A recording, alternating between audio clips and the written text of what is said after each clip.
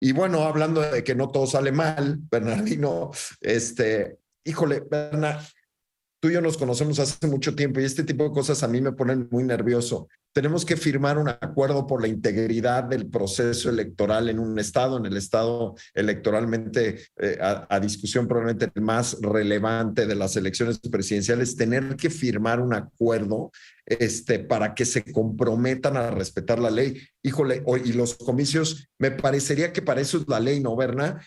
Hoy estoy rodeado de expertos legales, pero ahora tenemos que firmar un acuerdo para estar de acuerdo que vamos a respetar la ley. Esa no me la sabía, Berna. Pues sí, fíjate que yo te diría que no, o sea, prácticamente no, Álvaro, ¿no? Pero históricamente en nuestro país, pues las autoridades electorales siempre convocan previamente a los comicios, a las elecciones, convocan a las demás autoridades, a los partidos políticos, para que se firmen este tipo de acuerdos, ¿no? Este compromiso, pues, que se está realizando en el Estado de México, el día de ayer se celebró con el gobernador del Estado de México, con el presidente del Tribunal Electoral, del Instituto Nacional Electoral también, con lo que, pues, algunos representantes de partidos políticos. No acudieron los precandidatos o los que están buscando la precandidatura de los dos partidos políticos de la coalición y del partido político que están allá en el Estado de México, en el caso de Morena y del PRI y las demás partidos políticos, PAN, etcétera. Ellos no acudieron, pero sí acudieron todos ellos. ¿Y cuál es este acuerdo? Y dicen ellos, es un acuerdo de integridad electoral. ¿Para qué? Para garantizar la equidad, para garantizar la libertad ciudadana, para respetar las leyes y prevenir la violencia, ¿no? Entonces, al final del día dices, bueno, pues nosotros, si tú lo decías ahora en la introducción, tenemos un marco legal. Y creo que estos acuerdos, dentro de todas estas características que se están mencionando, pues no es necesario recordarlos en pocas palabras, porque al final del día tenemos una constitución, tenemos leyes, están hablando constantemente de reformas electorales. Los que están metidos en campañas, los que están metidos como autoridades electorales, pues bien saben que tienen que respetar también las leyes que están dentro de nuestro marco legal, de nuestro Estado de Derecho.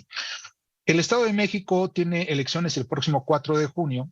Se van a instaurar 20,300 casillas para que voten aproximadamente alrededor de 12,5 millones de personas que están inscritas en el listado nominal. Uno de los primeros aspectos, que son 12, dicen ellas las autoridades, es respetar las leyes en materia electoral. Yo me pregunto, ¿qué no las van a respetar las leyes en materia electoral? Y en dado caso que no las respeten, entonces vendrán las quejas, vendrán las impugnaciones, vendrán las denuncias, las demandas, etcétera, por los actores políticos, que siempre, pues esto ha ocurrido durante el proceso y obviamente durante la jornada electoral dentro de todos los actores políticos. Entonces, dices, vamos a respetar las leyes en la materia electoral. Yo creo que aquí es el primer punto que va a estar constantemente, desafortunadamente, siendo violatorio. Entonces, ahí tenemos el primer punto. No sé si quieran comentar algo. Sí. Juan. Yo solo quisiera decir, la precandidata de Morena empezó en su primera intervención diciendo que no iba a permitir que le volvieran a robar la elección. Es decir, esta es como una clara invitación a la rebelión de sus fuerzas y de sus seguidores. Yo creo que estos pactos son políticamente correctos, aunque en la realidad son absolutamente inútiles. Venus. A mí me parece una vacilada este acuerdo. Entiendo por qué lo hacen, pero es puro show, porque a la primera van a romper todos el acuerdo y se van a acusar de todo. Voy a poner una metáfora o un símil. Es como si pusieras a unas bandas del crimen organizado a hacer un acuerdo que digan, ahora sí vamos a respetar la ley y no vamos a cometer delitos. Desde luego, este acuerdo no va a durar ni 10 minutos una vez iniciada la campaña. Y van a ver. Yo francamente coincido contigo, Venus, y contigo, Juan. Me parece que es hacer un acuerdo sobre lo ya acordado. Me parece que sería tanto como que antes de empezar un partido de fútbol, los jugadores dijeran, oigan, pues vamos a todos ponernos de acuerdo que quien gane es el que más goles mete y que el que meta menos goles va a estar de acuerdo en respetar quien más goles. O sea, me parece anatémico. Y de hecho, si ustedes buscan los 13 acuerdos, Bernardino, hay muchos que me parece que son no solo ociosos, que me parece que es la palabra que utilizó el Partido del Trabajo, sino que además son redundantes, ¿no? Mónica. Yo tengo una lectura política del asunto.